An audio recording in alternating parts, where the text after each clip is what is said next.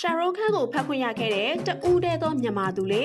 မနေ့ကဒူဘိုင်းမှာကျင်းပတဲ့ရှာရုခန့်အမည်နဲ့တီဆောက်မဲ့တာဝါမိတ်ဆက်ပွဲအီဗန်မှာဧည့်သည်ပေါင်း9000ကျော်တက်ရောက်ခဲ့ကြပြီးမေမျိုးသူတွေကလည်းပါဝင်ကတကဘာလုံးကရှာရုခန့်ဖန်တိုင်းအယူအမှုလိုချင်ပြီးအိမ်မက်မှတ်ခဲ့မှုကြတာကိုလက်တွေ့အကောင့်အထည်ဖော်နိုင်ခဲ့ပါတယ်။မေမျိုးသူတွေကတော့ရှာရုခန့်ကိုပြေးဖက်ပြီး I love you ရှာရုခန့် I'm your biggest fan လို့ပြောလိုက်နိုင်ခဲ့ပါတယ်။ရှာရုခန့်ဆိုတာကတော့ကဘာတဝမ်းကအားပေးတာကိုခံရတဲ့နိုင်ငံကျော်ရုပ်ရှင်သရုပ်ဆောင်တဦးလို့ဆိုရပါမယ်။သူခေတ်သူခါတော့ကဆိုရင်လည်းအောင်မြင်တဲ့ဇာတ်ကားတွေထွက်ရှိခဲ့ပြီးတော့စုတွေလည်းတသန်းကြီးရရှိထားသူတဦးဖြစ်ပြီးအခုချိန်ထိလည်းအောင်မြင်နေသေးပါပဲ။အနားမယူသေးပဲသူစစ်တဲ့ပရိသတ်တွေအတွက်ရုပ်ရှင်တွေဆက်လက်ရိုက်ကူးနေပြီးတော့ပရိသတ်တွေရဲ့အချစ်ကိုအခုချိန်ထိရရှိနေတဲ့သူတဦးပါ